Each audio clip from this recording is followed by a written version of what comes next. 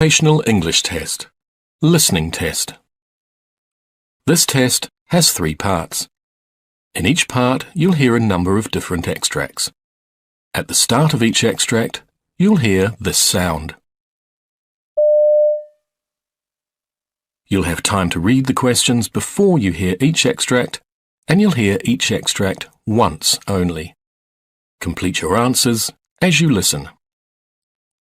At the end of the test, you'll have 2 minutes to check your answers. Part A. In this part of the test, you'll hear 2 different extracts. In each extract, a health professional is talking to a patient. For questions 1 to 24, complete the notes with information you hear. Now look at the notes for extract 1.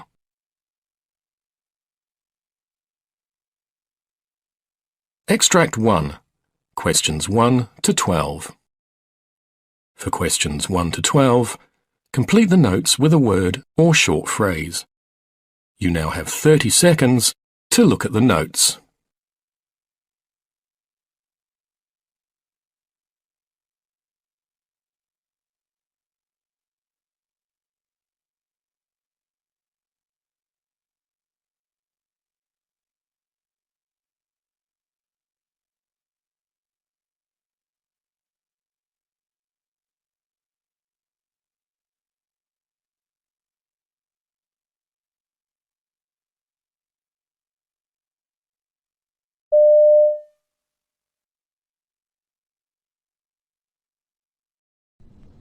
Good morning, Mr. Bloomfield. My name's Dr. Dixon. I'm a locum GP standing in for Dr. Wright. What can we do for you? I've been having some problems with my breathing. Can you tell me a little bit more about this? Well, I keep getting breathlessness and wheezing in my chest. It all started about 3 weeks ago, and I've been coughing a lot with it. Some white phlegm. I thought it might be a cold coming on, but then after about another week, I started finding it more and more difficult to catch my breath. Right. So you've had the wheezing and the breathlessness for roughly 3 weeks? Yes, give or take a day. And do you get these bouts of wheezing and shortness of breath every day? No, they come and go. How frequently do you get them? The first week there was only one, I think, and then they started getting worse, 3-4 times a week. It's not being able to get my breath that's really worrying. And so the attacks, have they increased in the past 2 weeks? Yes, they're much more frequent. Okay. When do the attacks come on? At any time, but they seem to be worse at night and in the morning. Have you noticed any change in the severity of the attacks, especially in the morning? Yeah. Do they wake you up at night? About 3 times a week. I see. You been off work at all?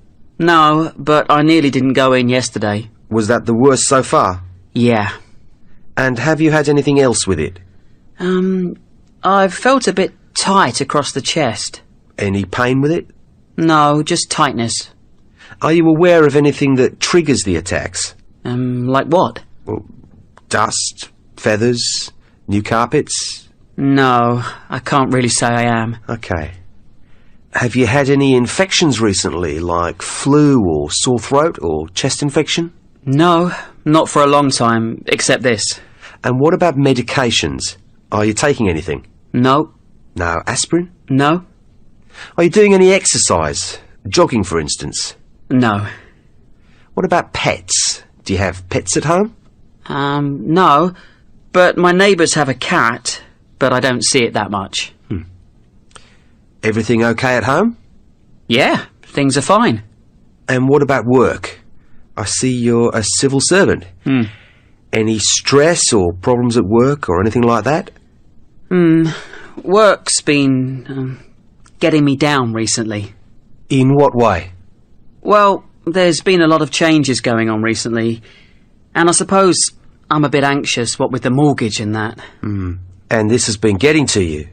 Yes, more and more. I see. And does the wheezing, etc., continue over the weekends?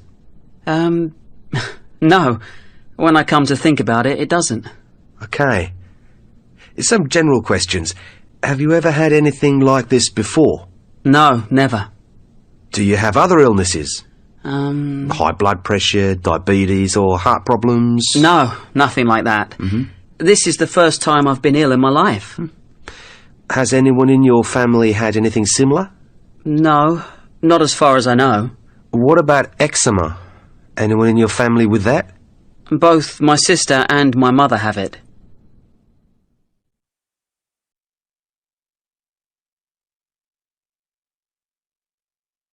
Extract 2. Questions 13 to 24. For questions 13 to 24, complete the notes with a word or short phrase. You now have 30 seconds to look at the notes.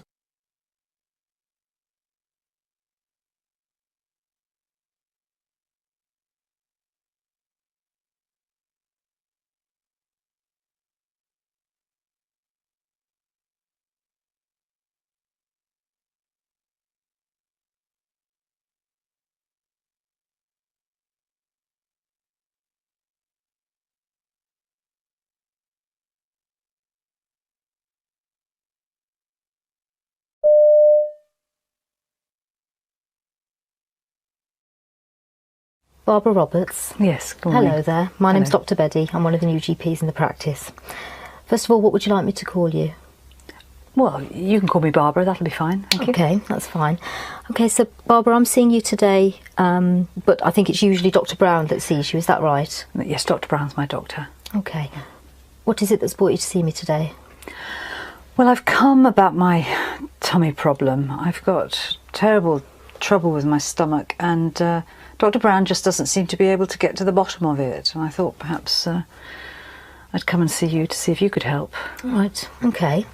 Can you tell me a bit more about your tummy problems? Well, I have this terrible discomfort nearly all the time. It very often feels bloated. I swing between being constipated and having diarrhoea. I have sort of cramping feelings sometimes, and other times it stabs. It's a real stabbing feeling. I often have the urge to go to the toilet, and I pass very smelly wind. So quite a few symptoms there, and some of them sound quite Yes. troublesome to you. Yes. Okay. And how long has this been going on? Well, I've traced it back to a holiday I had in Egypt about 4 years ago. I had a horrible bout of sickness and diarrhoea, and And what sort of treatments have you tried for this before? well, Dr. Brown gave me some muscle relaxants at the beginning. But I've been to the health shop and they've been really helpful. They've given me lots of different tablets and medicines Right. for different things. And Imodium. Right. I have Imodium in my handbag all the time, just in case. Right. So these different tablets that you've got from the herbal shop, how are you taking them? What about tests? Have you had any tests for these problems? Yes, I had, in the early days, I had a what are they A called? gastroscopy. Was That's that the it, tube down yes, from the top? yeah. Okay. And at the same time, I had a barium enema. Right. That was very uncomfortable. Okay. But no, I've tried. Well, I mean, it sounds like you've had these problems now for about 4 years. You've got a lot of various symptoms in your stomach. You've tried a lot of tablets, some prescribed, some herbal remedies, and you've had some investigations, but you're not entirely happy that you've been investigated thoroughly No. enough. Is that about? I'd say so. Have I got yes. the story right? Yes. Okay. And I know you've been seeing Dr. Brown about this for the last few years. What is it that he's said that he thinks might be wrong with you? Well, he thinks it's all in my head. You know, Right. I mean, it can't all be in my head. I get too much physical pain for it to be in my head. I mean, it's real. It's a real pain. And have you had any thoughts yourself about what you think might be causing it? Well, I mean, I did think that perhaps it was an infection that hadn't cleared up in the early stages, but I think, I mean, sometimes I think it's IBS. A friend of mine's got that and it sounds similar. And then other times I'll think, I wonder if it's an ulcer. Right. On a really bad day, I start to think it might be cancer. Right. Given that we've tried medication for you and we've tried investigations and we've drawn a blank really with those, none of those have really helped you. No. I guess I'm wondering whether now it would be a good idea to try a different approach to your problems. Oh, I don't know. I don't know. And I guess what I'd be wondering is whether one of the approaches we need to be using now is thinking about what you do with your life and what you do with your day, and maybe trying to bring back some of those pleasurable things, you know, even if it's just meeting up with your female friends once a week, and whether actually doing those sorts of things might generally improve your quality of life. I'm also thinking about the tablets that you're taking, and the fact that you seem to be taking quite a lot of them, and I'm wondering whether it's worth us sitting and looking at them and maybe trying to rationalise them a little bit and really decide which are helping you, which are doing nothing, and which may actually be making some of your symptoms worse, I guess. What would you think about trying that slightly different approach for, say 2 or 3 months, just to see whether or not it makes any difference? Well, 2 or 3 months is a long time if there is something going on. I mean, that's what happened to my mother-in-law. You know, they left her and didn't spot it. And well, I guess if we did decide to work together like this, this new approach, I'd be seeing you regularly. We can keep an eye on your symptoms, and if they change, then we can investigate as appropriate. But if they stay the same, then, you know, we could be pretty clear that there's nothing new happening that we're missing.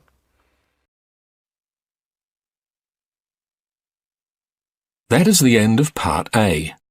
Now look at Part B.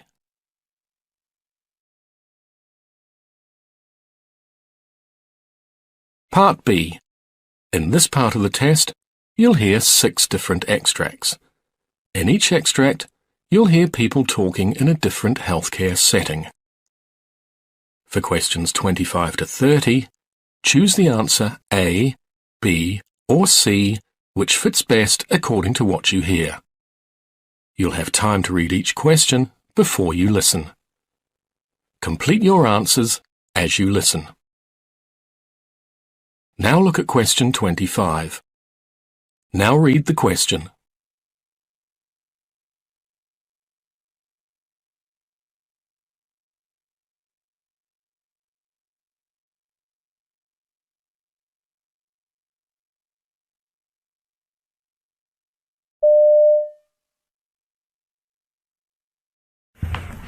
Okay, afternoon guys. I'm sorry, it's been a bit of a short notice. We've been having a few incidents of IV Gelco infections.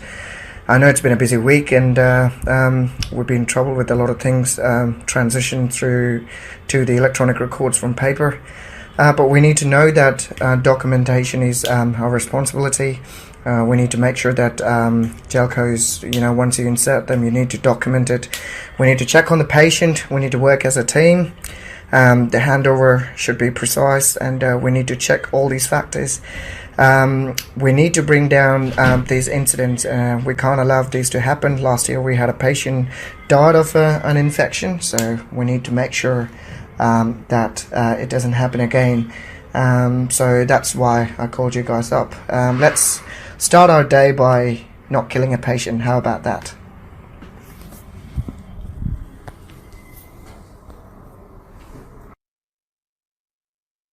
Question 26. Now read the question.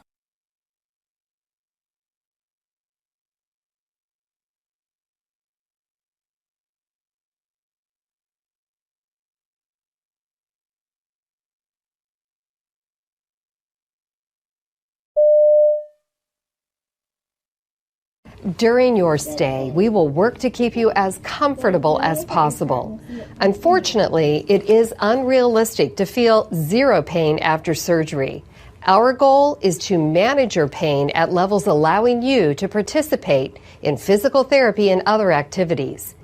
We have many tools to attack pain, starting with the peripheral nerve catheter, or PNC, inserted into your operative leg by the anesthesia team. The PNC delivers numbing medication to surround the nerve that supplies feeling to your hip or knee. We supplement the PNC with other medications as needed, either in pill or IV form. One big help in controlling your pain is to keep your new joint active by moving and working with therapy. Lying in bed too long can result in more pain as the joint grows stiff. In addition to pain medication, you will receive a 10-day supply of Lovenox.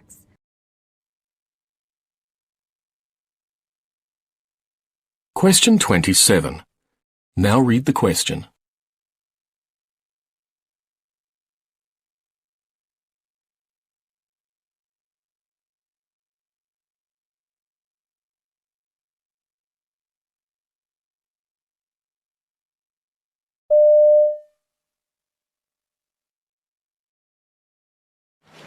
Mr. Fernandez is a 52-year-old gentleman who was admitted to the ER last night. He lives with his wife Judy and was found down at home.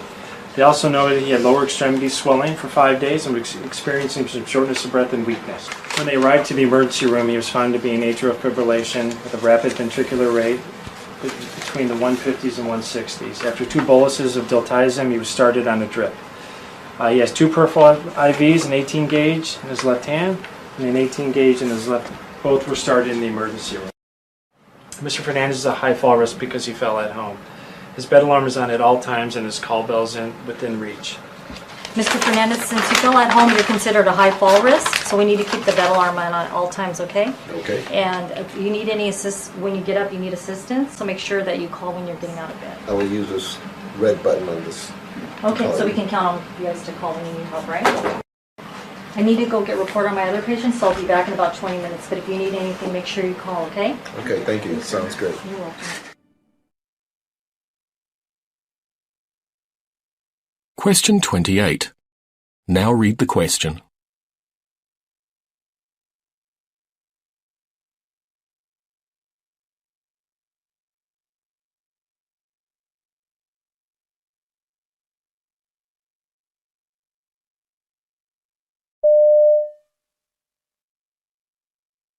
I've been a nurse for about 11 years now. I started off in cardiac, which I loved, but I was working nights and I wasn't in love with that.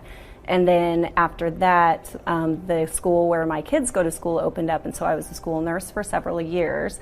And during that time, I just felt like I had a lot of kiddos coming to me with just a variety of issues that were more behavioral issues, such as they were maybe harming themselves in some way, or maybe having some really big anger issues that they did not really know how to cope with or deal with. And I would try to help them as best as I could and get them some community support. But I really felt like I did not have all of the answers that I personally felt like I needed, or I felt like I needed a little more training. So I ended up leaving the school and worked full-time. Question 29. Now read the question.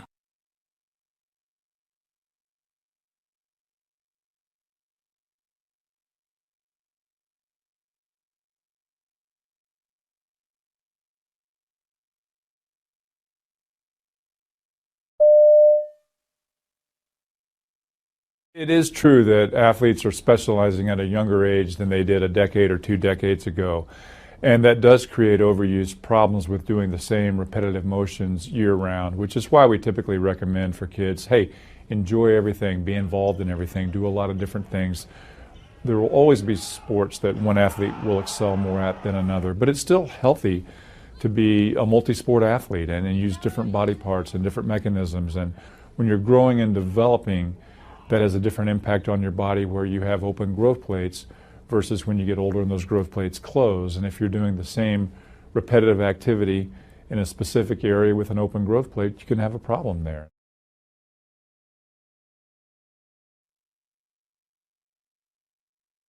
Question 30.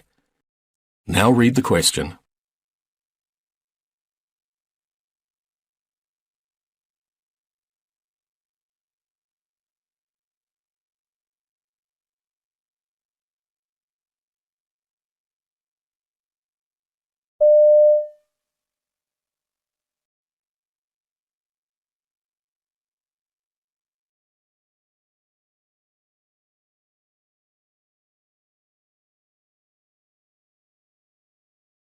This is one of our mannequins, the SimMan Essential. He is capable of being a healthy patient. We can also program in variables on him that cause him to be unhealthy patient as well, because as we know, most of our patient population these days aren't your typical healthy patient.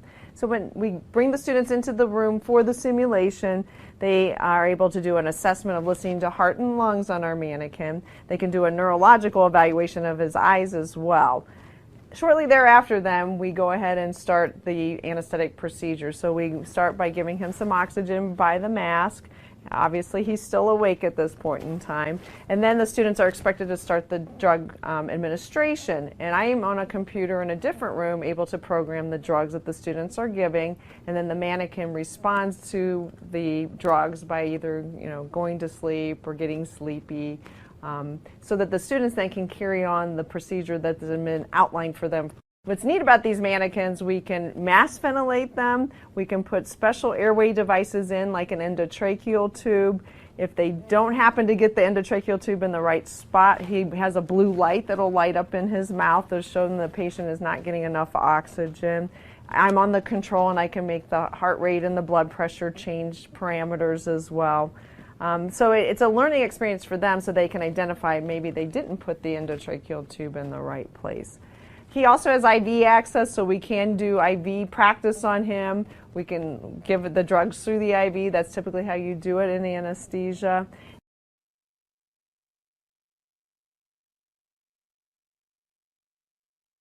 That is the end of Part B. Now look at Part C.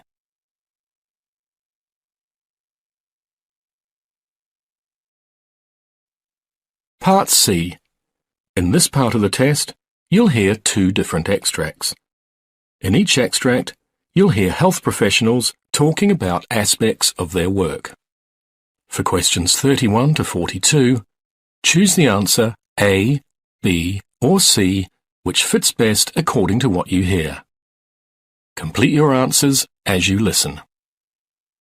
Now look at Extract 1. Extract 1, questions 31 to 36. You now have 90 seconds to read questions 31 to 36.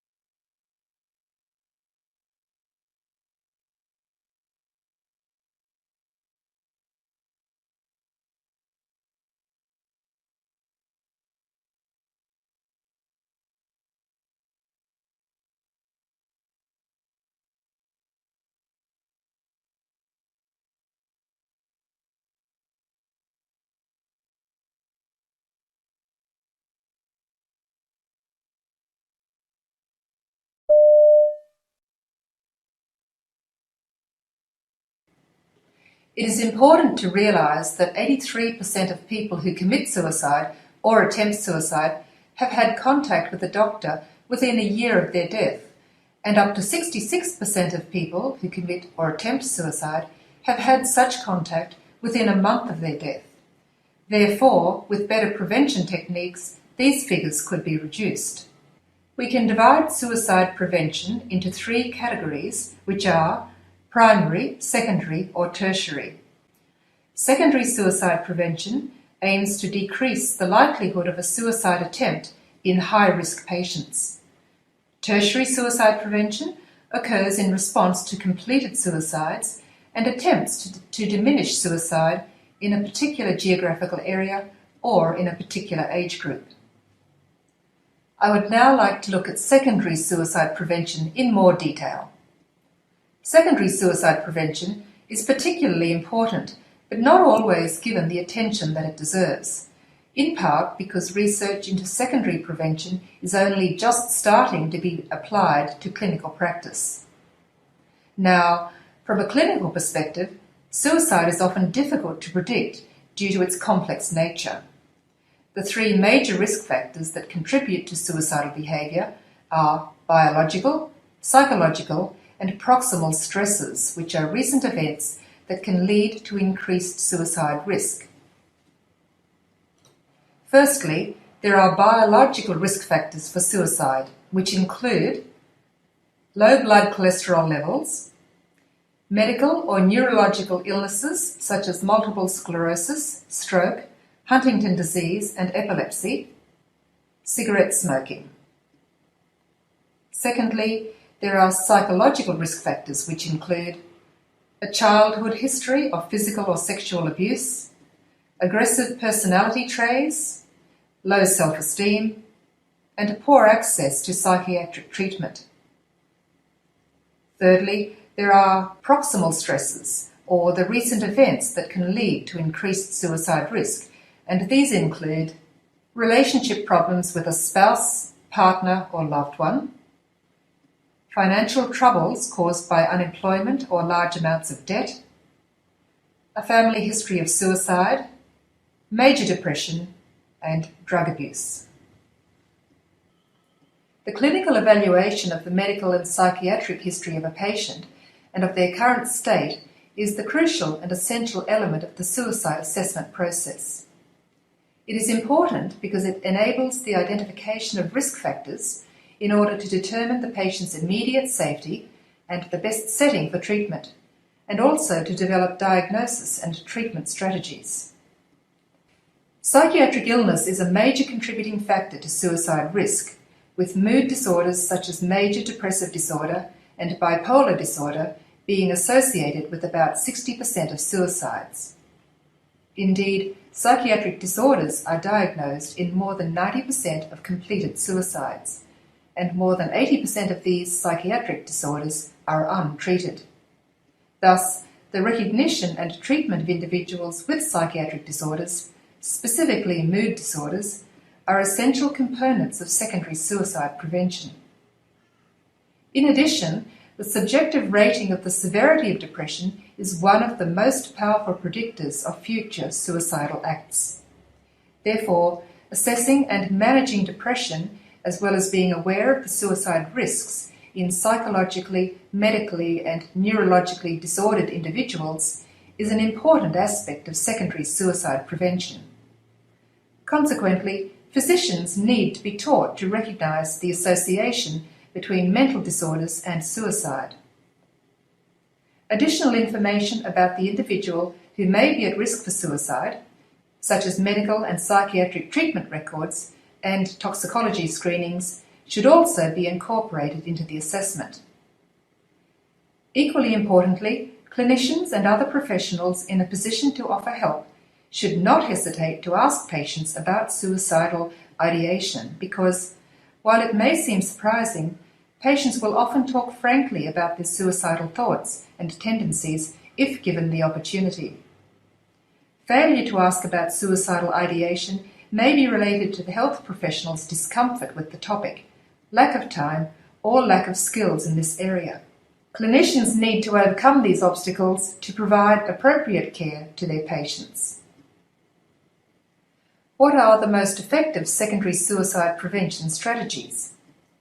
In a recent systematic review of suicide prevention strategies, Mann, along with other researchers, found evidence of effectiveness in 5 secondary suicide prevention methods, including pharmacological interventions, psychological interventions, follow-up care, reduced access to lethal means, and responsible media reporting of suicide. Antidepressant medications are the most widely used pharmacological interventions in secondary suicide prevention, but studies of their effectiveness in reducing suicide attempts have had mixed results. Among adults younger than 25, the effect of antidepressants seems to be neutral on suicidal behaviour, but it seems to reduce the risk of suicidal behaviour in the elderly. Thus, the relation between antidepressants and suicide needs further studies before this class of drugs can be safely used for the secondary prevention of suicide. In terms of psychological interventions, suicidal patients often benefit from therapies that address the repetition of suicidal thoughts and behaviours, and other factors commonly associated with suicide. Better psychological and pharmacological treatment of depression and alcoholism also appears to decrease suicide rates. Social factors that should be addressed in follow-up treatment include availability and willingness of supports within the family. Support individuals who should be contacted about the suicide risk and follow-up arrangements include general practitioners, private psychiatrists, family and friends. Some interventions, however, such as telephone and psychosocial follow-up, have shown no difference in suicidal ideation when compared with standard aftercare. Many studies show that suicides by particular methods, for example, firearms, domestic gas or pesticides, decrease after the introduction of legal restrictions that reduce access to such means. This reduction in suicide rates is particularly influential in regions where the specific means of restriction correlates with a common method of suicide. For example, in the UK, the reduction of carbon monoxide in domestic gas since 1958 and the reduced availability of analgesics since the mid-1990s have both decreased UK suicide rates. Finally, many studies have exposed a need for a decrease in reporting of suicide and for responsible reporting. Media blackouts in reporting suicide have coincided with a decrease in suicide rates because reports of suicide in the media tend to glamorize suicide for vulnerable individuals. The internet is also of increasing concern, with blogs and chat rooms providing accessible instructions for suicide. For these reasons, guidelines have recently been produced for the responsible reporting of suicide. Despite our increasing knowledge about secondary suicide prevention, there are still many gaps in the research, and looking to the future, thorough evaluations and appropriate treatments of patients with depressive disorders and other psychiatric illnesses should help to improve the efficacy of secondary prevention of suicide. But it is also clear that more research into new approaches for the prevention and treatment of suicidal behaviour remains essential.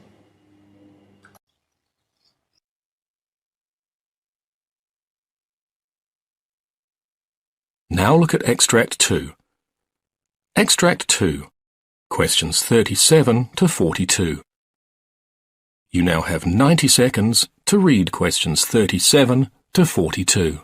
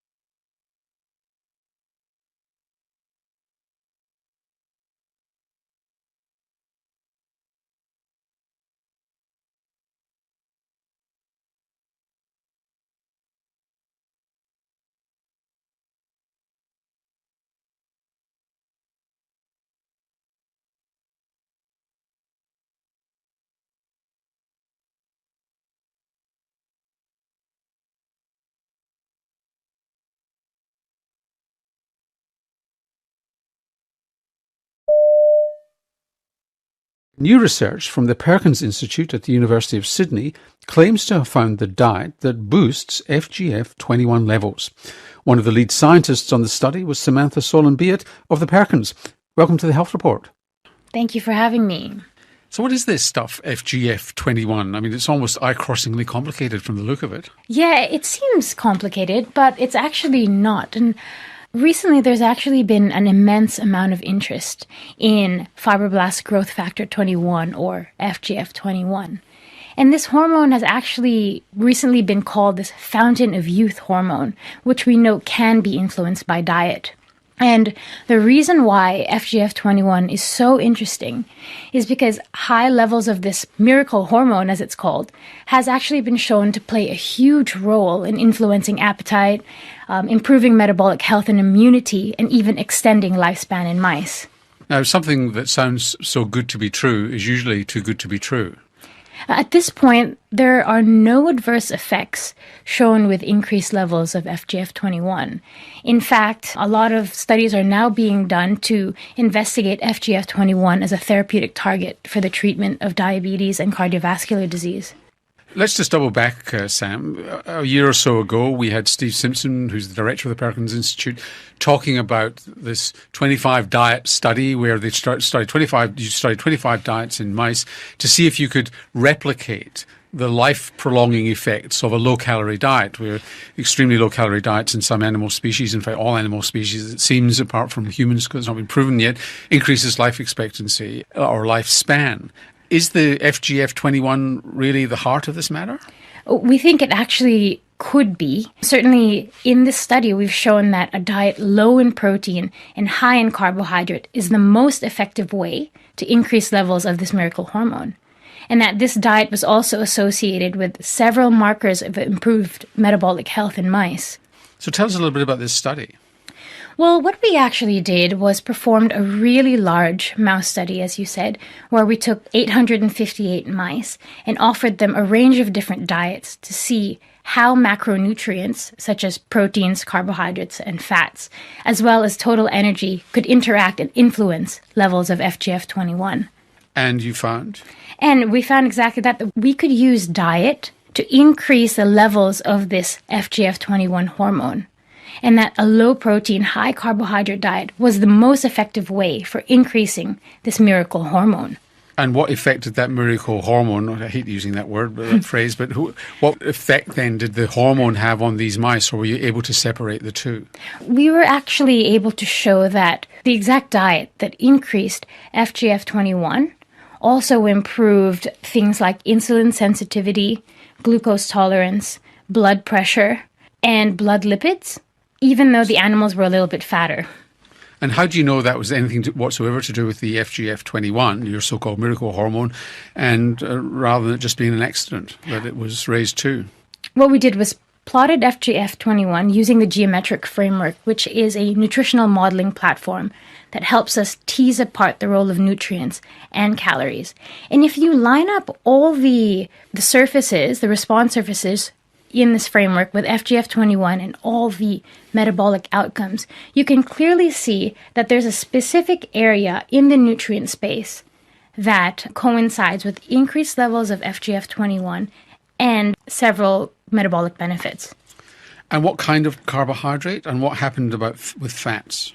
In this study, fat did not appear to have an effect on FGF21 levels. It seemed to be low protein was the primary driver, and that the highest combination was with a low protein, high carbohydrate diet. So what does FGF21 do to the body? And that's a really good question. And that's really the next step of our study. We want to understand how FGF21 signaling works in response to diet to mediate all these beneficial outcomes. Do we know that there are any medications affected? At this point, no. It seems that it goes up with starvation, it goes up with overfeeding. There's lots of things that influence it. Did the appetite of these mice change? Do they eat more or less when the FGF21 goes up? Oh, that's a really good question. See, this is one of the things that we were able to reconcile in our studies. As you mentioned, a whole range of literature in previous studies have shown that FGF21 is elevated in many paradoxical conditions such as starvation and obesity, high intake of food and low intake of food, as well as in insulin resistance and in insulin sensitivity. So what is going on here? Using the geometric framework, we were actually able to tease apart these findings, showing that reduced protein intake is the primary driver of FGF21. Okay, so what happens in mice does not necessarily happen in humans.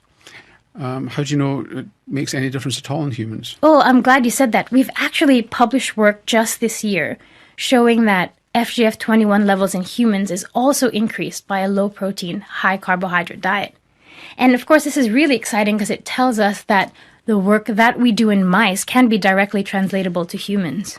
So is there any evidence at all that FGF21 has the same beneficial metabolic effects in humans as it has in mice? Yes, there is definitely evidence to suggest that high FGF21 levels is directly related and associated with several benefits of metabolic health in humans as well. So we should put it in the drinking water then, do we? Yeah, probably. That seems to be the case, yes. How would it work? I mean, obviously, a hormone like this is probably destroyed in the stomach. This is not something that you would give directly to people, I assume, in the therapeutic context? At the moment, it's difficult to do chronic administration to humans. So what's happening in terms of drug development is trying to develop mimetics of FGF21 and analogs. So not exactly administering this hormone per se, because it would require chronic injections or chronic administration. So almost nothing that's touted as a breakthrough or a miracle by scientists turns out to be so. What are your modest expectations of FGF21 in humans? Well, in humans, we actually think that FGF21 is extremely promising. We think that, at least in humans, we've shown that FGF21... So a treatment for type 2 diabetes? Absolutely. That sort of thing? Yes. We've shown that humans seem to respond in the same way as mice. So this could mean that we could tailor our diets and our nutritional guidelines to generate a range of benefits from FGF21. Is it too blunderbuss? You're describing something that sounds blunderbuss rather than targeted. You're just spraying an effect rather than targeting an effect. If you can do anything with it, it's going to be a very wide set of actions which you're going to find hard to control, isn't it? At the moment, everyone is very interested at FGF21, but no one really knows its mechanism of action. And it seems to be a race at the moment. How does it work? What turns it on? What switches it off? And what can we do to find out more about it? So at this point, I think it's a really hot topic and everyone's racing to find out the answer. And you hope you'll be first. Hopefully. Sam, thanks for joining us on the Health Report. Thank you so much. Samantha Solon-Beard is a researcher at the Perkins Institute at the University of Sydney, and on our website we'll have a link to our previous interview on the diet and longevity study.